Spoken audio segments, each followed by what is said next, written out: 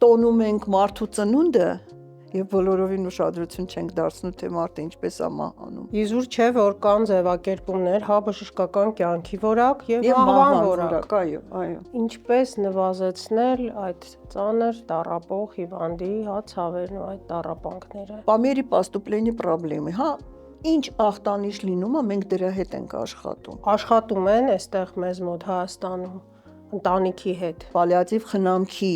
կենտրոնում գտնվում է ոչ միայն պացիենտը, այլ նաև պացիենտի ընտանիքը։ Ինչպես եք գնահատում այդ խնամքի որակը մեր երկրում։ Շատ անգամ, գիտեք, այդքան էլ բան չկա անելու բժշկության տեսակետից, բայց մենակ քո ներկայությունը արդեն բուժիչ ազդեցություն ունի։ Ինչպես կասեցնել մահը։ Պետքա որ կասեցվի։ Փոքր երեխաները տեսել եք, չէ՞ ոնց են պահմտոցի խաղում, աչքերը փակում են, իրանց թվում է պահկվել են։ Ես տնակում եմ։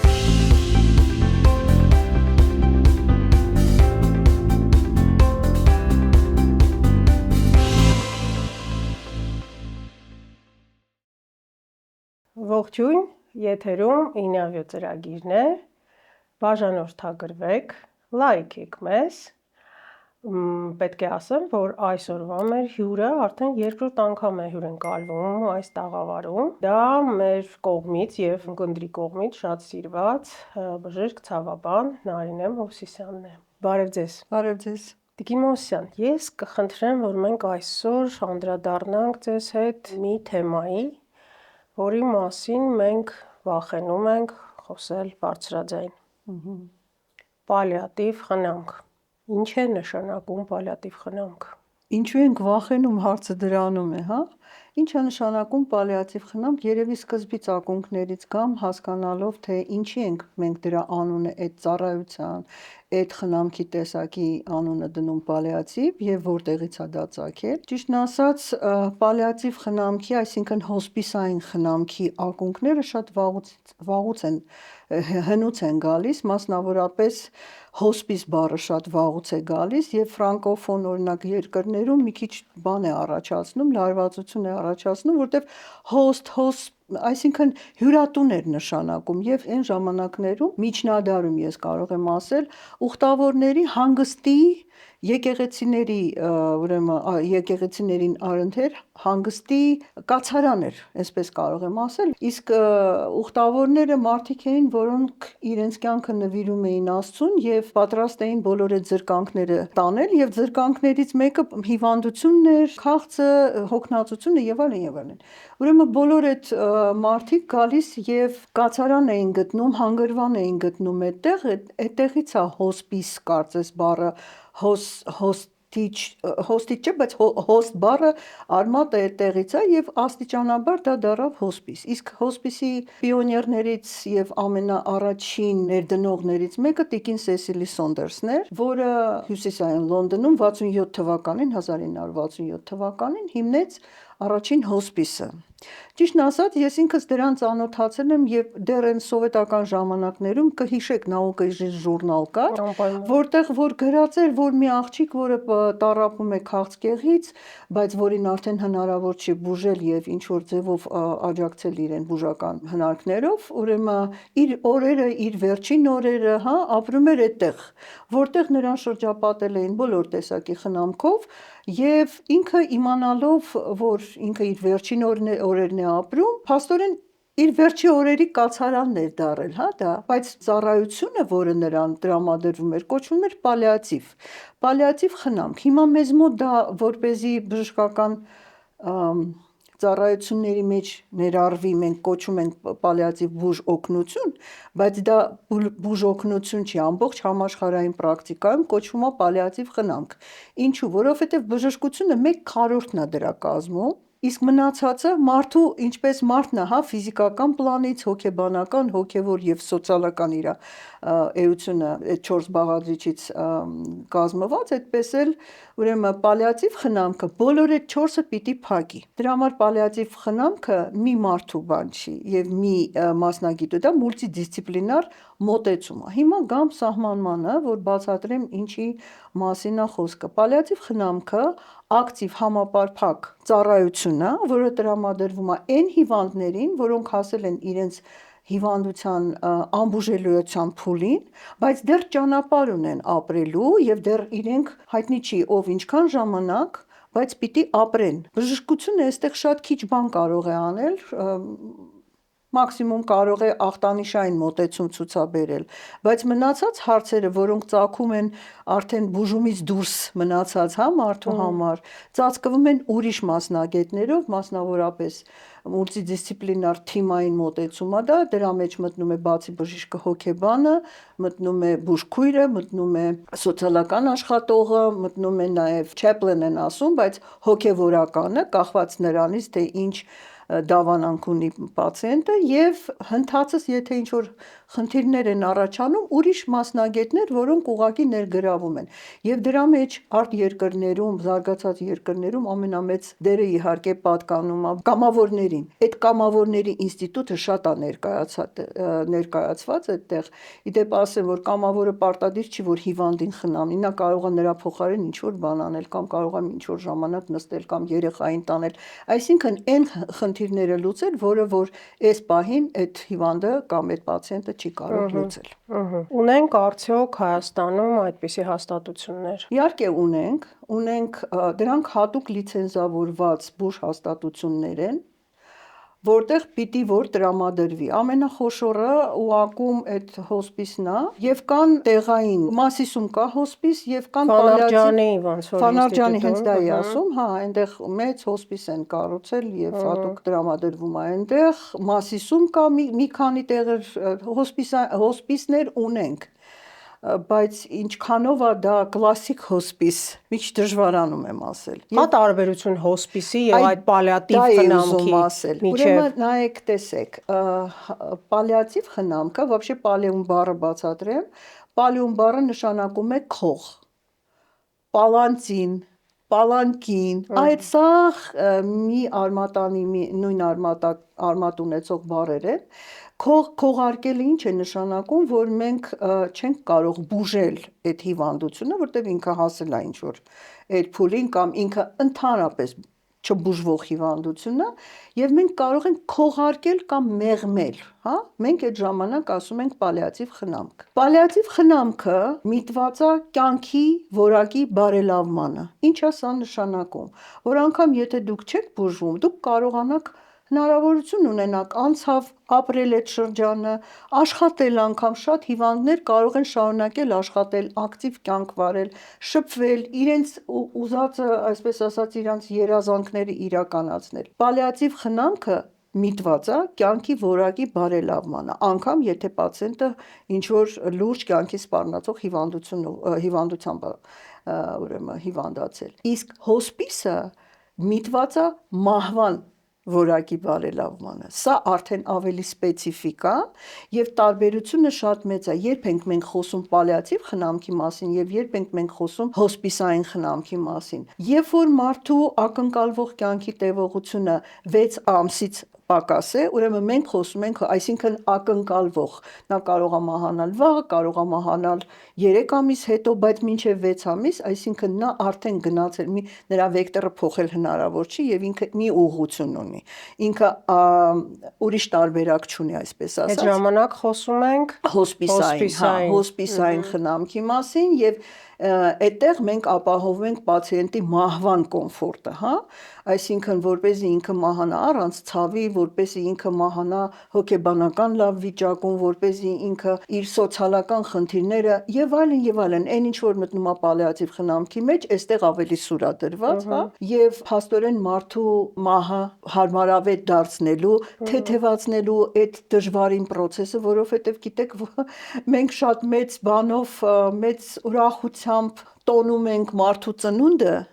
եւ բոլորովին ուշադրություն չենք դարձնում, թե մարդը ինչպես է մահանում։ Եվ ինչպես դժվար մարդը ծնվում է, այնպես դժվար էլ մարդը մահանում է։ Մարդուն մահանալու համար իրեն կենտրոնանալ է պետք, իրեն պետքա աստիճանաբար, ես չեմ ասում դա գիտակցված process է, բայց օրգանիզմը պահանջում է որոշակի ուժերի լարում։ Եվ այդ լարումը եւ այդ անհաղթահարելի այդ ախտանիշները կարելի է մեղմել եւ ստեղծել այնպիսի պայմաններ, որ մարդը արժանավայել, ինչպես ապրել է, այդպես էլ մահանա, ոչ թե ինչ-որ Այո։ պայմաններում։ Իզուր չէ, որ կան ձևակերպումներ, հա, բժշկական կյանքի որակ եւ Եվ մահվան որակ։ այո, այո։ Մահվան որակի մասին էիք դուք փաստորեն նոր Այո, ասում։ այո, հոսպիսը դրա համար է նախատեսված։ Այո, եւ քանզի խոսեցինք մահվան որակից, ինչպես եք վերաբերվում էվտանազիայի գաղափարին։ Շատ լավ հարց եք տալիս, ասեմ ձեզ, որովհետև այդ հարցը շատ հաճախ են ինձ տալիս, երբ որ սկսում եմ խոսել կամ խոսքը գնում է այն լսարանի հետ, որոնք որ շատ քիչ տեղեկացվածություն ունեն, հա, դրա մասին, բոլորն ասում են, հա, ինչ տարբերություն, դա էվտանազիա, ոչ, դա էվտանազիա չի, ես պիտի ասեմ, որ էվտանազիան ակտիվ պրոցես է, այսինքն մարդուն ինչ-որ բաներ են ներարկվում, որպեսզի ինքը մահանա։ Իսկ պալիատիվ խնամքում կամ հոսպիսային խնամքում մենք ուղղակի մահվան պրոցեսին չենք խառնվում։ Մենք թողում ենք ինքը իր բնականon հունով գնա, եթե հնարավոր է մեղմելով դա, առանց ոչ արագացնելով, ոչ էլ հետաձգելով։ Նայեք, ինչ է նշանակում հետաձգել։ Ենթադրենք շնչառական խնդիր ունի, հա, պացիենտը։ Մենք կարող ենք նրան փոխել արհեստական շնչառության, բայց անիմաստ է դա։ Դա բացարձակ անիմաստ է, որտեղ ինքը ուղղակի արհեստական շնչառությամբ կմահանա։ Եվ դրա համար, օրինակ, այնտեղ որտեղ որ շատ ավելի զարգացած երկրներում, որտեղ պացիենտի հետ հաղորդակցումը շատ ճիշտ է դրված, որը որ գիտի իրան ինչ է սպասում, ենթադրենք ինքը գիտի, որ եկել է հոսպիս եւ հոսպիսում մահանալու է կամ հոսպիսում ինքը վերջի օրերն է ապրելու, ինքը ունի ցանկությունների ցանկ, որի մեջ մտնում են, խնդրում եմ ինձ չվերակենդանացնել, խնդրում եմ ինձ չփորձել երկարացնել իմ կյանքը եւ այլն, այսինքն ինքը տեղեկացվում է, որ այսպիսի բաներ կլինեն եւ իր համաձայնությունը տալիս է, որպեսզի իր հետ որևէ ակտիվ միջամտություն չանեն, որովհետեւ դա ուղղակի երկարացնելու է process-ը, բայց սա էվտանազիա չի, դու ուղղակի չես խառնվում։ Եվ եթե հնարավորություն կա, մեղմում ես, թեթևացնում ես։ Շատ անգամ, գիտեք, այդքան էլ բան չկա անելու բժշկության տեսակետից, բայց մենակ քո ներկայությունը արդեն բուժիչ ազդեցություն ունի։ Բուժքրոջ ներկայությունը, հոգեբանի ներկայությունը եւ ընտանիքի ներկայությունը, որովհետեւ պալիատիվ խնամքի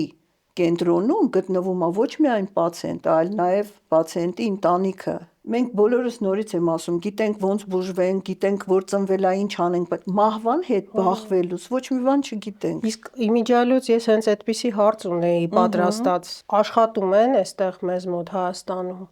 ընտանիքի հետ։ Անպայման։ Եթե պացիենտը գալիս է հատուկ հաստատություն, այո։ Այսինքն պացիենտին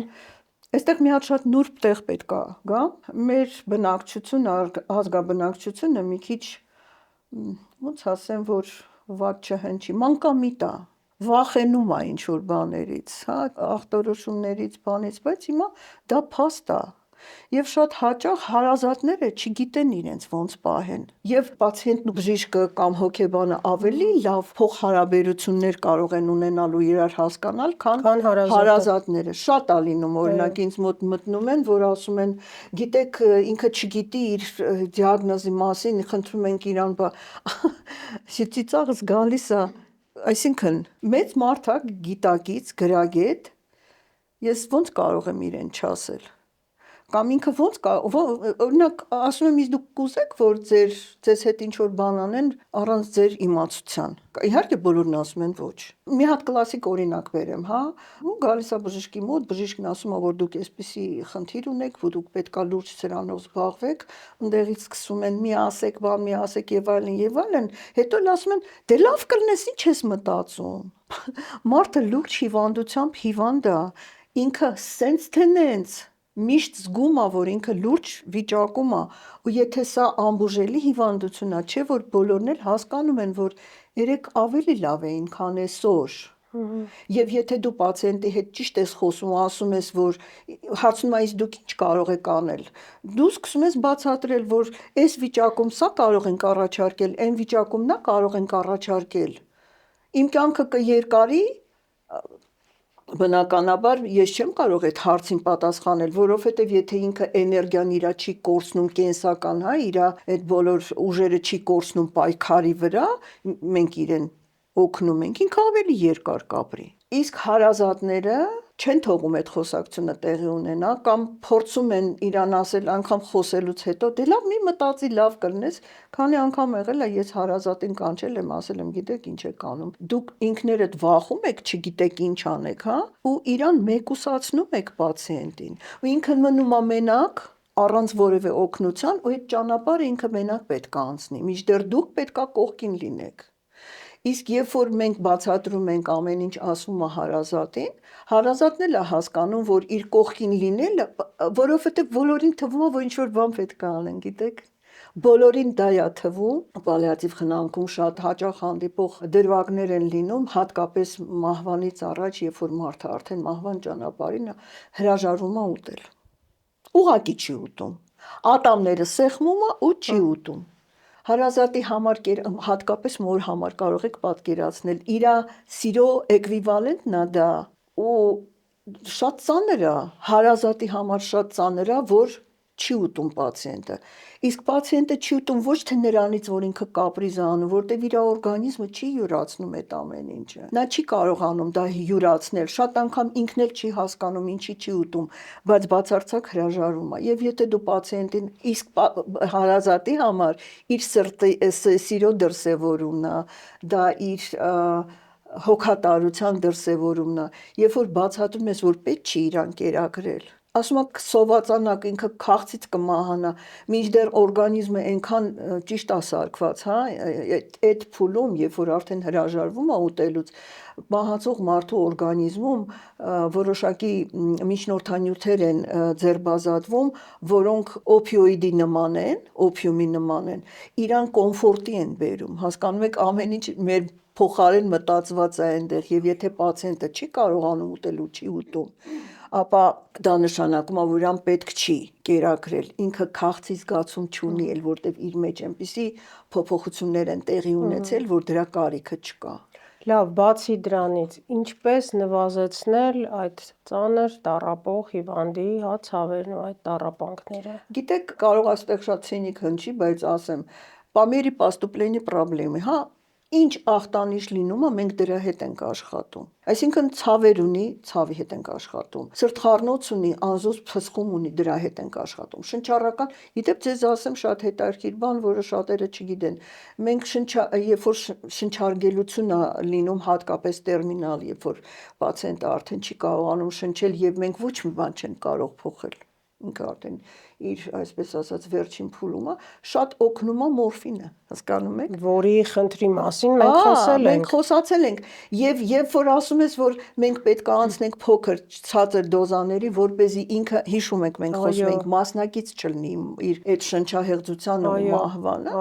էդ էլ իրան սեդացիա է բերում։ Հիմա տեսեք, եթե մենք ոչ մի բան չենք կարող անել, ընդունված է շատ նու այդ արդեն բուժ հաստատությունը պետք է լինի պալիատիվ սեդացիան ինչա սա նշանակում երբ որ մարդը շատ տանջվելով է մահանում եւ ինքը ներկա է այսպես ասած հա իր մահվանը մենք կարող ենք իրան անջատել այսինքն իր գիտակցությունը մի քիչ թմրեցնենք բան անենք որ ինքը այդ ամբողջ սարսափի ճանապարհով իր համար չանցնի այդ նույն մորֆինով հա Մորֆինով ուրիշ պրեպարատներով, ուժեղ լուրջ պրեպարատներով, բայց սա էվտանազիա չի։ Մենք նրա մահվան հետ ոչ մի բան չենք անում։ Ուղղակի չենք ուզում, որ ինքը մասնակից լինի, հա։ Ահա, Տիկին Մոսյան, վերադառնալով էվտանազիան, այդ ձեր անձնական վերաբերմունքը ինչպիսին է։ Իմը շատ բարդ է։ Հակասական է, չէ՞, բոլոր մարդկանց մեջ կարծում եմ ինչ որ։ Գիտեք, երբ որ դու տեսնում ես, որ այստեղ բան չկա, ոչ մի հնարավորություն չկա մարդուն օգնել, բայց ով կանի դա։ Ով պիտի անի։ Ես չեմ կարող։ Ես չեմ գտնում, որ ես այդ կյանքը ոչ ես եմ տվել, ոչ էլ կարող եմ վերցնել։ Շատ եմ մտածել սրա մասին։ Շատ բարդ է։ Էվտանազիան իհարկե մարդու ցանկությունով կատարվող բան է։ Եւ այնտեղ որտեղ որ իսկ քաղաքակիրթ երկրներում, հարուստ երկրներում մարդակենտրոն սա արդեն քանի անգամ ասում ենք։ Մարդու կյանքը բան ունի, կարևորություն ունի եւ առաջնայնություն ունի մարդու կյանքը եւ կամքը։ Եթե ինքը որոշում է, որ այս կյանքը իր համար անտանելի է, բայց այդ չի նշանակում ինքնասպանություն։ Այդ նշանակում է, որ ինքը այլևս այդ տառապանքներին չի կարող դիմադրել եւ դիմանալ, ինքը որոշում է եւ դա ակտիվ գործողություն է, այսինքն իրար հետևից ինչ որ բաներ են ներարկում եւ մարդը շատ հանգիստ քնելով գնում է, այսպես ասած։ Որ երկրներում է արվում այդ։ Շվեյցարիայում, Շվեյցարիայում, եթե չեմ սխալվում, սկանդինավական, չգիտեմ, չեմ կարող ասել, չեմ հետաքրքրվել, անկեղծ ասած, լավ էլ չգիտեմ, բայց գիտեմ Շվեյցարիայում, եթե չեմ սխալվում, չէ, Ֆրանսիայում չկար, չգիտեմ, չեմ կարող ասել, հա, հստակ չեմ կարող ասել։ Բայց պալիատիվ խնամքում էլ կա assisted suicide, այսինքն սենց մի հատ բան, որ կամ դու չես խառնվում, հա, ինքը գնում է, կամ պացիենտը, չգիտեմ, էլի ինչ որ տարբերակ կա, բայց տեսեք suicide-ա կոչվում, suicide-ա կոչվում, այսինքն դու չես անողը։ Այդ շատ հոգեբանական, շատ նուրբ թեմա է, որը չգիտեմ ես, այդ չեմ կարող ասել։ Ինձ համար կուզեմ, թե չի, անգամ այդ չգիտեմ։ Եթե պետք է տառապեմ ու ոչ մի բան չկարողանամ ապրել, չգիտեմ, դժվար է, դժվար հարց է։ Հա, շատ դժվար հարց է։ Շատ էգզիստենցիալ հարց է, հավատքի հարց է, արդյոք դու իրավասու ես այդպիսի բան անել։ Ինչքան էլ ես բժիշկ եմ, օրինակ կուզեմ, որ ենթարենք, եթե տառապում է շուտ գնա, այնքան ա եղել ասել եմ, դե գոնե այս մարդը շուտ գնար, մեղք կա էլի, բայց ոչ մի միջամտություն ես չեմ կարողացել անել։ Դա շատ բարդ է։ Հիշում եք մի հիանալի ֆիլմ կա «Между небом и землей»։ Դաստուճացը Դանիբեսը չէր։ Չէ, ես դա հիանալի ֆիլմ է։ Այստեղ ուրեմն ըստ սյուժեի բժշկուհի է գլխավոր հերոսուհին իր հիվանդանոցում, հա, մի ինչ որ գրված է ինչ որ մի թղթի վրա, որ եթե նա հանկարծ հիվանդանում է, վատանում է, մահամերձ է, ամեն ինչ նշված է, որ նախ ինձ կբերեք այդտեղ իմ հիվանդանոցը եւ կանեք այսպիսի։ Եվ այդ ցանկի մեջ կա, որ հանկարծակի եթե հայտնվում եմ կոմայում, անջատեք։ Եվ ըստ սյուժեի նա հայտնվում է կոմայում։ Բայց նա ամեն ինչ կողքից տեսնում է, գործում է եւ այդ պահին նա հասկանում է, որ պետք չի, որ դա սխալ որոշում էր, որ նրան կարելի է փրկել։ Ուզում եմ ասել, ձեր խոսքը մենք այն կողմից չգիտենք ինչ է կատարվում, հա։ Այո, այդ ամբողջը գրվում է, երբ որ մարդ առողջ է, ակտիվ է, հա, փայլուն մտքով է եւ այլն, իսկ հետո ինչ է կատարվում, դա շատ դժվար է։ Իմ անձնական կյանքում նևրոլոգիայի բիտում այդ բժշկուհուն ասեցի հանկարծ որ ինձ կբերեն ստվալավո ինսուլտով, ինտուբացիա չանես։ Ես չեմ ուզում տենց մահանամ, որտեղ այնտեղ հետ գալու ճանապարհ չկա։ Բայց սա մասնագիտական է ու դու չգիտես երբեք ինչ կլինի, ոնց կլինի, որտեղ մենք այն կողմից չենք տեսնում դա։ Այո։ Մենք ոչ մեկս չգիտենք այն կողմում ինչ կա։ Ինչ որ բան կա։ Կամ մահը, կամ եթե ես կամ մահը չկա, եթե մահը կա, ես չկամ։ Որտեղից իմանանք ինչը։ Լավ, այսպեսի մի փիլիսոփայական հարց։ Ինչպես կասեցնել մահը։ Պետք է որ կասեցվի։ Ես անընդհատ ինձ հարցնում եմ, օրինակ ես կուզեի, որ 200 տարի ապրեմ, 150 տարի ապրեմ։ Ես կուզեի, իմ սերունդից ոչ ոք չկա։ Իմ հարազատների կեսը մահացած է։ Ես ինչ որ հազիվ ոտքերս քաշ տալով ում եմ պետք։ Այո։ Չեմ ուզի։ Ես էլ եմ այդ հարցը տվել եւ նույն պատասխանը ինքս ինձանից ստացել եմ, բայց հետո կար մի երկրորդ պատասխան, որ եթե իմ հարազատները բոլորը ապրում են որակյալ եւ այդքան ինչքան որ, հա, դեմ չեմ։ Այդ ժամանակ կարելի է այսպես ասել։ Պատմեցիք ինձ մի հետաքրքիր էպիզոդ, որ պետք է ելույթ ունենայիք ուսանողների, հա, եւ սկսել եք շատ հետաքրքիր ձեր ելույթը։ Պատմեմ, չէ՞։ Պատմեք անպայման։ Ուրեմն ես պիտի ոչ պրոֆեսիոնալ բանի լսարանի առաջ ելույթ ունենայի, պիտի խոսեմ պալիատիվի մասին, դուք եք հետաքրքրվում, բայց այդ մարդիկ եկել են, բացարձակապես գաղափար չունեն պալիատիվի մասին, մտածեցի ինչով իրենց հետաքրքրեմ եւ այնտեղ որտեղ ես սովորել եմ այդ դիպլոմը, որ ստացել եմ միջազգային փորձագետի պալիատիվի, այնտեղ մեզ սովորացնում էին ինչպես աուդիտորիայի հետ աշխատել, կոչվում է հուկ։ Հուկը նշանակում է գրիչոկ, հա?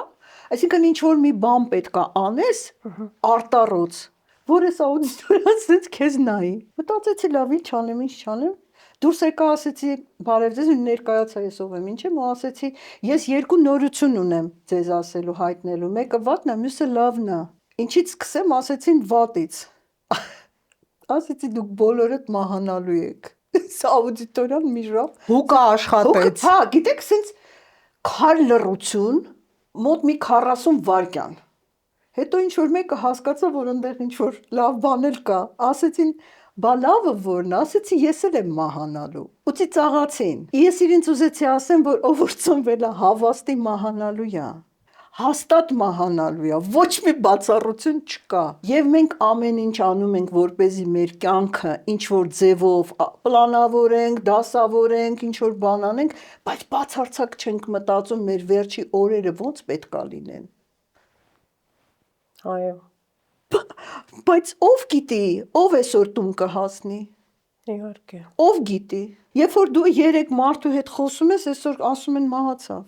հանկարծամահ եղավ։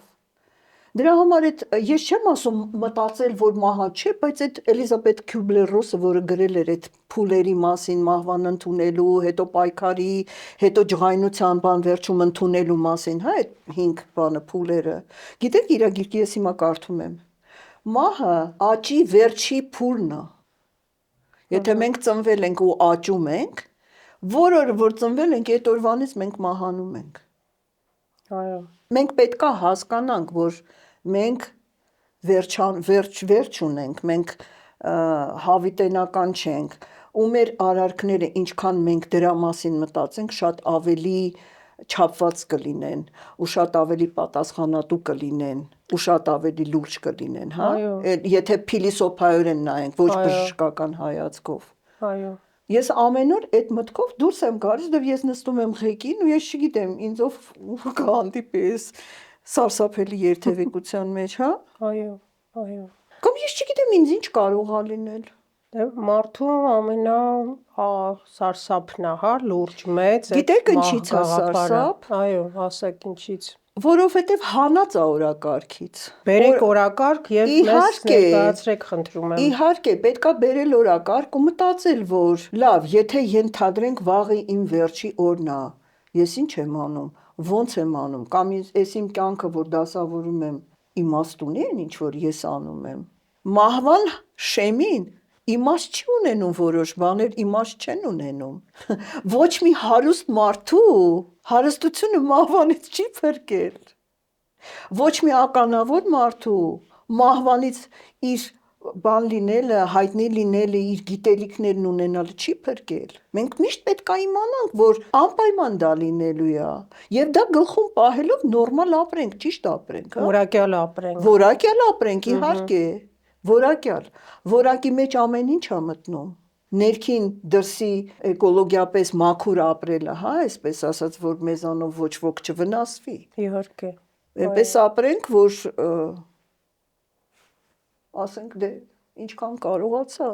Այո։ ու տենց կարողացա անել։ Նու կարող է հիմա սա անլուրջ թվա, բայց իրականում դա անխուսափելի է այդ միտքը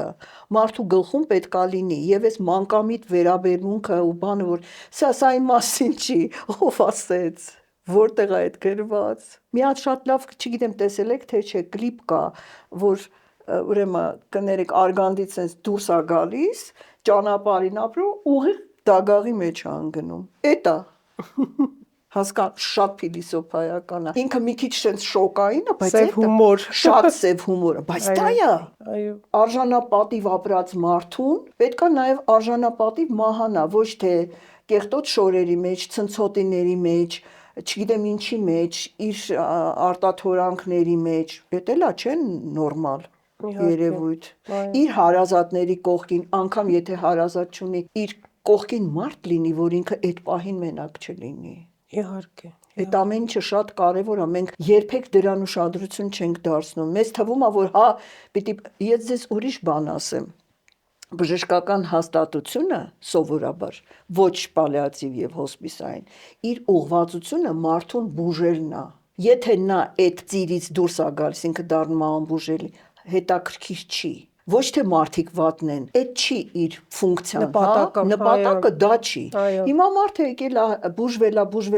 է, հասել է ինչ-որ մի փուլի, հետո արդեն այլևս չի բուժվում, ինքը ոնց որ բժշկությունից դուրս գա, Բայրանովով ա զբաղվելու, այ հենց իրանով զբաղվում ա պալիատիվը։ Այո, այ վերադառնալով Էլի եկանք պալիատիվին, այդտեղ, հա։ ինչպես եք գնահատում այդ խնամքի որակը մեր երկրում։ Գիտեք, ոնց որ ամեն ինչն է հայկական խմբագրությամբ, նենց էլ պալիատիվն է հայկական խմբագրությամբ էստեղ։ Իհարկե շատ թեր զարգացած է, էպիզոդիկ, հա, բան դրվագային մի քանի տեղ կա, որ շատ լավ, մենք շատ լավ հոգեբաններ ունենք, մի քանի տեղ կա, բայց սա համապարփակ չի, բոլոր տեղերում չի։ Պալիատիվ փուլում գտնվող մարդը ավելի շատ հոգեբանական աջակցության կարիք ունի, քան բժշկական, հավատացնում եմ ձեզ։ Եվ եթե ես որպես պալիատիվ, ոչ թե ցավաբան, այլ պալիատիվ եմ, հա, աշխատում պացիենտի հետ, ես խոսում եմ իր հետ։ Ես իրան չեմ բուժում։ Հետո գալիս է հոգեբանը կարող է գալ, բայց ես էլ որոշակի բաներ ունեմ, հա, հմտություններ ունեմ ու ես գիտեմ ոնց եմ խոսում, ինչ եմ անում։ Ես խոսում եմ պացիենտի հետ։ Շատ անգամ կարող է լացեմ իր հետ, ինքը կարող է բացվի, հարազատը տեսնում է ես ոնց եմ խոսում, սովորում է ինչ պետք է անի, հասկանում եք, սա շատ լուրջ, շատ մեծ գիտություն է։ Ամենաերևի հումանիստական պահն է բժշկության մեջ, որովհետև ամենախոցելի վիճակում է գտնվում մարդը այդտեղ, շատ խոցելի։ Մաշկված է ինքը այդտեղ, բաց է, շատ զգայուն է։ Չգիտեմ, կարողացա բացատրել թե չէ։ Հասկացա, չէ, դա դուք շատ պարզ բացատրեցիք, որ այստեղ առաջնայինը հոգեբանական մոտեցումն է եւ իհարկե ֆիզիկական ցավերից ազատելու թեման։ Այդ արդեն բժշկական մասն է, որը զբաղվում է իր ֆիզիկական հիպոստասով, էլ այսպես ասեմ։ Այո, եթե մարդ հասկանում է, որ այդ մորֆինը նա չի ստանում, չի ստանալու, մենք նորից ենք վերադառնում այդ թեմային։ Եթե նա տառապում է ցավերից, հոգեբանն էլ չի օգնի այստեղ։ Իհարկե չի, առաջինը չի նրան լսել։ Իհարկե, առաջինը պետք է ֆիզիկական ցավից թեթևացնել, հա, եւ հետո բնականաբար կողքից արդեն անցնել հոգեբանականի։ Մենք մի մեծ ճանապարհ անցանք 2003 թվականից մինչև օրս 22 տարի արդեն, երբ որ անտանելի էր, հնարավոր չէր ցավազրկել մարդկանց, որովհետև այդ մորֆինը պատմություն էր եւ այլն եւ այլն։ Ես այն ժամանակ տնայցեր էի անում, ես հիշում եմ մի պացիենտի մոտ գնացի, այսինքն ցավից կուչ եկած, ինքը առանց էլ արդեն նիհարած էր, սարսափելի կախեկցիկ էր, ցավից կուչ եկած, դողում էր ցավից, ուզեցի հասկանամ ինչ է կատարվում, ասեցի ինչ գանգատներ ունեք, ասեց երկու ատամ ուներ այդ խեղճ մարդը, ասեց բժիշկ ջան, ես հասկանում եմ, որ ես մեռնում եմ, այս ցավ մի բան արեք, էլի չզգամ, դե շատ դաժան է դա շատ դաժան է, լավ է ահագին բան փոխվել է հիմա, մեծ պայքարով, մեծ, նու պատերազմ չեմ կարող ասել, բայց շատ մեծ ներդրումով, թե ուսումնական, թե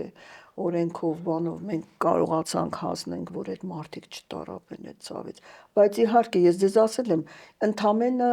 6%-ն է ցավազրկվում, 6%-ը բոլոր կարիքավորներից, ուրեմն հաշվարկված է, մենք կվոտաներ պետք է ունենք, ընդհանրապես օփիոիդներ պարունակող դեղերը մենք պետք է հաշվարկենք ըստ պահանջի ինչքան պետք է լինի եւ ներկայացնենք նախարարությանը, որպեսզի իրանք ուրեմն այդ տրամադրեն։ Մաքուր քաշով լինում էր 19 ու քանի 20 կիլո, իսկ ոչ մաքուր, այսինքն այն պրեպարատների ձևով լինում էր 25 կիլո։ Մաքուր մորֆինը, որ պետքա մեր ազգաբնակչությունը յուրացնի, հա, պատվիրվում է ընդամենը 8 կիլո, որից յուրացվում է ընդամենը 1.5 կիլո։ Եվ երբ որ հաշվարկվել էր, ամեն տարի հաշվետվություն է տրվում, ստացվեց, որ 100%-ից, այսինքն ընդամենը 6%-ն է ստանում համապատասխան իր ցավերին, 94%-ը չի ստանում։ Ու որպեսզի ես թվերով չխոսեմ, ես ասեցի պատկերացրեք 100 հիվանդ կա, որոնք բոլորը կոտորվում են ուղղակի ցավից, սարսափելի ցավեր ունեն, ընդամենը 6 հոգին է ցավազրկող ստանում, ոնց է ձեզ համար դա։ Զարմանալի չէ, սոսկալի, որովհետև այն պատմությունը մորաքուրիս հետ կապված, դա Ֆանարջյանի կենտրոնում էր, պալիատիվ խնամքի կենտրոնն էր դա, պաշտոնապես, եւ ես նորից վերադառնալով, ով տեսել է, լսել է, ով չէ, նորից եմ անդրադառնում, երևի մի քանի ժամ շարունակ աղաչում էի, որ անալգին դիմետրոլից հետո ներարկեն վերջապես մորֆին։ Ոչ միտեղ այդ դեղը չեն օգտագործում, գիտեք, չէ։ Անալգինը օգտագործում են, մետամիզոլն է արտասահմանում, բայց շատ քիչ ժամանակ, քիչ տեղերում, բայց եթե խոսքը գնում է իհարկե քաղցկեղային ցավի մասին, որ ես խոսում եմ, Ես էլ եմ խոսում հենց դրա քաղցկեղային մասին։ ցավի ոսկե ստանդարտը օպիոիդներն են։ Այո։ Վերջ։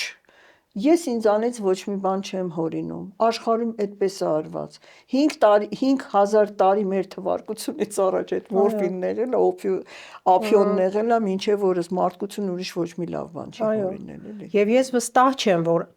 տվյալ պահին, հա, իմ այս պատմածի շուրջ, որ դա տնօրինությունն է ասել, որ էկոնոմիա արեք հիվանդի վրա։ Ոչ, շատ հնարավոր է, որ այդտեղ տեղում հերթապահ բժիշկը ինչ-ինչ նպատակներից ելնելով կամ ինչ-ինչ նկատառումներից ելնելով ինքն իրեն որոշել էր, որ այս կենտրոնում, որտեղ տրամաբանորեն է, որ պետք է լինի առաջնային օպիոիդը, նա կիրառում է անալգին դիմեդրոլ։ Կարծում եմ աշխատանք էլ պետք է տարվի երևի մեծ։ Գիտեք, քանի 3 տուր է արվել Երևանով եւ բոլոր 11 մարզերով։ Այո, սկզբից տնօրինության հետ, հետո երևի տեղի։ Տնօրինությունը դրանով չի զբաղվում, Նիցարսկը это дело։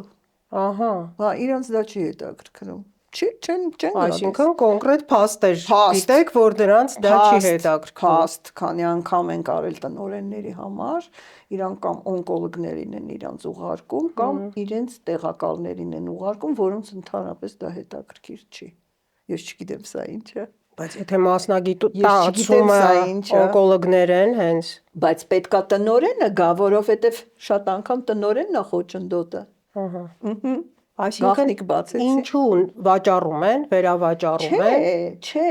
ուղղակի իրանց գիտելիքները update եղած չեն, իրանք չգիտեն, որ ինչ որ բան ա փոխվել։ Մինչև այդ մեր կամպանիան ամբողջ օնկոլոգները ղեկավարվում էին սովետական միությունից